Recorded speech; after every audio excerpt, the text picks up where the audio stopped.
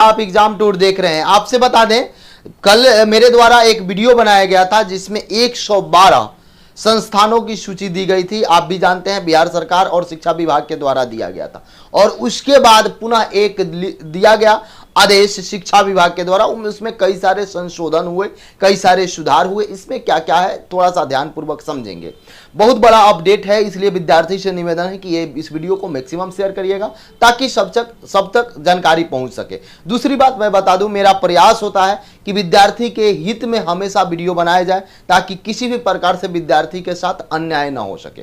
वह जो वीडियो बनाए थे उसका मेन पर्पस ये था कि जब से बिहार में शिक्षक भर्ती आई है तब से कई सारे लोग ये दावे करते हैं, ये प्रचार करते हैं कि ऐसा कर दीजिए वैसा कर दीजिए, जबकि वैसा नहीं करना चाहिए। विद्यार्थी के साथ ठगी हो रहा था, उसको लेकर मैं उस वीडियो बनाया था। और उसके पुनः उस सूचना के बाद कुछ दिन बाद शिक्षा विभाग ने एक सूचना और जारी की। उसमें क्या है उसमें समझिएगा ध्यानपूर्वक, बहुत महत्वपूर्ण सूचना है। सबसे पहले देखिए, बिहार सरकार शिक्षा विभाग का ये आदेश था।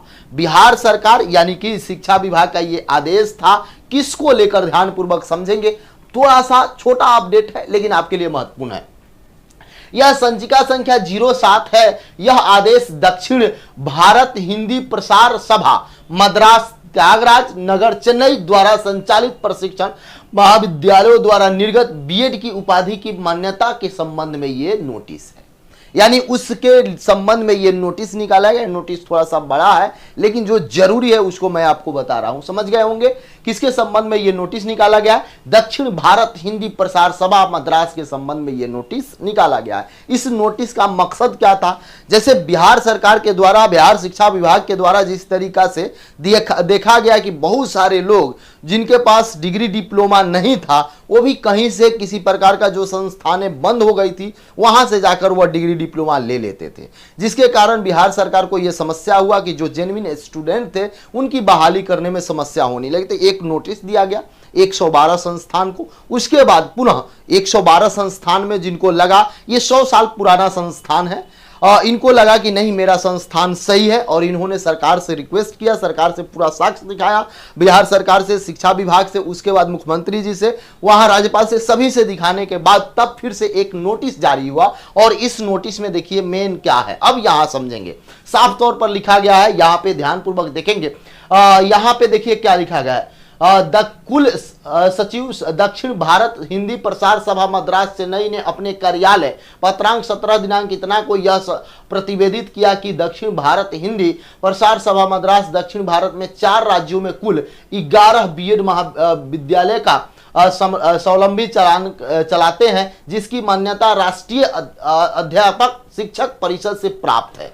इससे संबंधित अभिलेख उपलब्ध कराया गया। इसके आलोक से यह विदित हुआ कि दक्षिण भारत हिंदी प्रसार सभा मद्रास द्वारा संचालित विभिन्न प्रशिक्षण संस्थानों की मान्यता राष्ट्रीय अध्यापक शिक्षक परिषद द्वारा अलग अलग राज्यों के लिए दी गई है, अलग अलग सत्रों के लिए भी दी गई है। यहां देखिए इसकी संपुष्टि राष्ट्रीय अध्यापक शिक्षक परिषद के वेबसाइट पर भी उपलब्ध है। प्रशिक्षण संस्थानों की सूची के आलोक में होता है। उक्त तथ्यों के आलोक में यह निर्णय लिया गया कि दक्षिण भारत हिंदी प्रसार सभा मद्रास द्वारा संबंधित वैसे प्रशिक्षण संस्थान सब सहित, यानी सभी को मिलाकर, सभी सत्र भी लिखा गया है, सभी सत्रों को भी मिलाकर, जिनकी मान्यता राष्ट्रीय अध्यापक शिक्षक परिषद द्वारा दी गई है, को बिहार पंचायत प्रारंभिक शिक्षक नियोजन एवं सेवा शर्त नियमावली 2012 समय समय पर यथा संशोधित एवं बिहार नगर निकाय प्रारंभिक शिक्षक नियोजन एवं सेवा शर्त नियमावली 2012